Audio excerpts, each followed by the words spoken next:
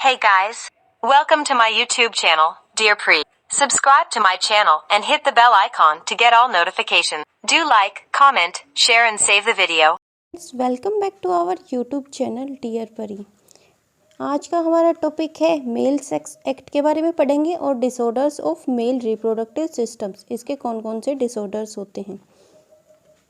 तो ह्यूमन में mail sex act की 3 प्रोसेसेस होती हैं। सबसे पहले क्या होगी, इरेक्शन ऑफ पेनिस। सेकंड क्या होगी, कोटस और कोपुलेशन और सेक्सुअल इंटरकोर्स। इन तीनों का क्या एक ही मतलब है। और थर्ड वन क्या है, सब्सिडेंस ऑफ इरेक्शन। तो सबसे पहले हम फर्स्ट वन को पढ़ेंगे, इरेक्शन ऑफ पेनिस। पेनिस की इरेक्शन में क्या होगा, जो स्पंजी टिश्यू प्रेजेंट होता है पेनिस में, उसमें ब्लड फिल्ड हो जाएगा, जिसके कारण क्या होगा, एक हाइड्रोलिक प्रेशर जनरेट हो जाएगा पेनिस के अंदर, जो स्टिफनेस प्रोवाइड करेगा या फिर इरेक्शन प्रोवाइड करेगा। तो सेकंड क्या है, कोइटस। कोइटस क्या होगा, eight the time of sexual intercourse, means जब पेनिस को हम इंसर्ट करेंगे वेजाइना ऑफ फीमेल में, तो उसको हम क्या बोलेंगे, सेक्सुअल इंटरकोर्स। जो रिदमिक मूवमेंट्स होती हैं पेनिस की, उससे क्या होगा, सीमेन रिलीज होगा। सीमेन रिलीज कहाँ पे होगा, यूरिथ्रा के अंदर। यूरिथ्रा के अंदर सीमेन का इमिशन होने के बाद फोर्सफुल डिस्चार्ज हो जाएगा। कहाँ से, मेल के पेनिस से फीमेल के वेजाइना के अंदर, और इस प्रोसेस को हम क्या बोलेंगे, इजैकुलेशन। और फोर्सफुल डिस्चार्ज किसके कारण होता है, क्योंकि जो पेनिस के अंदर मसल्स प्रेजेंट होती हैं, उनके अंदर वेव लाइक कॉन्ट्रैक्शंस होती हैं। वेव लाइक कॉन्ट्रैक्शंस कहाँ पे होंगी, at the base of penis, which causes the forceful discharge of semen into vagina, जिसके कारण फोर्सफुल डिस्चार्ज हो जाएगा सीमेन का वेजाइना के अंदर। थर्ड पार्ट क्या है, सब्सिडेंस ऑफ इरेक्शन। इजैकुलेशन के बाद क्या होगा, जो आर्टरीज होती हैं पेनिस के अंदर वो कॉन्ट्रैक्ट हो जाएंगी, तो जो उनके अंदर ब्लड फिल्ड हुआ था उनका फ्लो दोबारा से शुरू हो जाएगा। तो उनका फ्लो शुरू हो जाएगा, तो इरेक्शन थी जो पेनिस की, वो फिर से नॉर्मल साइज में आ जाएगा अपने में।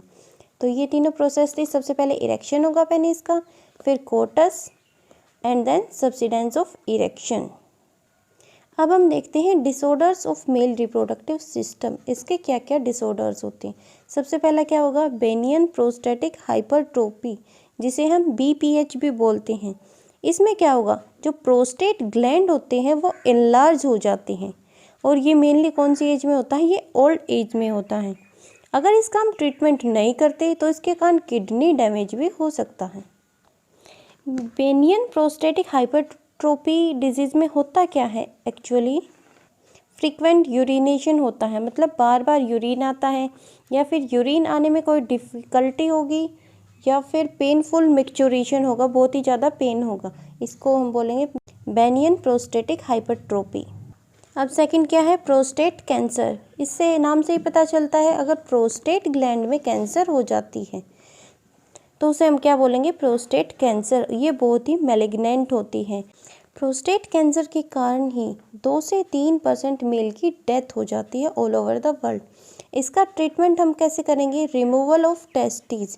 रिमूवल ऑफ टेस्टिस से इसका ट्रीटमेंट कैसे होगा, क्योंकि जो मैलिग्नेंट प्रोस्टेट सेल्स होती हैं स्टिमुलेटेड बाय टेस्टोस्टेरोन, तो इसीलिए अगर रिमूवल ऑफ टेस्टिस कर देंगे तो टेस्टोस्टेरोन की फॉर्मेशन नहीं होगी, और वो फिर मैलिग्नेंट ट्यूमर जो सेल्स थी उनको स्टिमुलेट नहीं करेगा। अब जो थर्ड वन है वो है impotence, means inability to achieve erection of penis.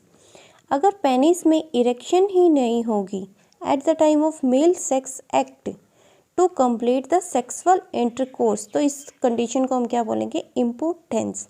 इसके क्यूजेस क्या हैं, सबसे इसका जो मेन क्यूज है वो है psychological factors, and other causes are neurological factors, vascular disorders, syphilis. इसका क्योर क्या है, इसका क्योर के लिए हम ड्रग दे सकते हैं, just like Viagra. First one क्या है, स्टेरिलिटी। स्टेरिलिटी में क्या होगा, अगर स्पर्म ओवम को फर्टिलाइज नहीं करेगा तो उस कंडीशन को हम क्या बोलेंगे, sterility. Inability of a sperm to fertilize an ovum. Fifth one is inguinal hernia. इसमें क्या होगा, जो इन्ग्विनल टिश्यू है उसकी टीयरिंग हो जाएगी। अगर उसकी टीयरिंग हो जाएगी तो उससे इंटेस्टाइन का जो पार्ट है वो कहाँ पे आ जाएगा, मतलब पूरा पार्ट नहीं आएगा, थोड़ा सा इंटेस्टाइन का जो पार्ट है वो स्क्रोटम के अंदर आ जाएगा और इसी को हम बोलते हैं inguinal hernia. Next one is ADAM, androgen deficiency in ageing males. अगर एंड्रोजन की डेफिशिएंसी हो जाएगी तो उसके कारण क्या होगा, मेल सेक्स हार्मोन होता है एंड्रोजन, तो उसके कारण ना तो स्पर्म का प्रोडक्शन होगा ना ही सेक्स हार्मोन्स का प्रोडक्शन होगा। अगर इनका प्रोडक्शन नहीं होगा तो फिर स्पर्म्स की क्वांटिटी खुद ही लो हो जाएगी और इसी को हम क्या बोलते हैं, male menopause. It causes less production of testosterone. अगर टेस्टोस्टेरोन का प्रोडक्शन नहीं होगा तो स्पर्म्स भी नहीं बनेंगी और ये मेनली किस एज में होता है, अबव द एज ऑफ 40 के एज के बाद होता है। Next one is cryptorchidism. Cryptorchidism दो वर्ड से मिलकर बना है, क्रिप्टो और ऑर्किड। तो क्रिप्टो का मतलब क्या होता है, हिडन, छुपा हुआ, और ऑर्किड का मतलब होता है टेस्टिस, मीन्स जो मेल के अंदर टेस्टिस होंगी वो छुपी हुई होंगी। Testis do not descend in the scrotum. अगर वो फीटल टाइम पे ही टेस्टोस्टेरोन का जो लेवल है वो कम हो जाएगा तो स्क्रोटम में टेस्टिस आएंगी ही नहीं और इसके कारण मेल स्टेराइल हो जाएगा।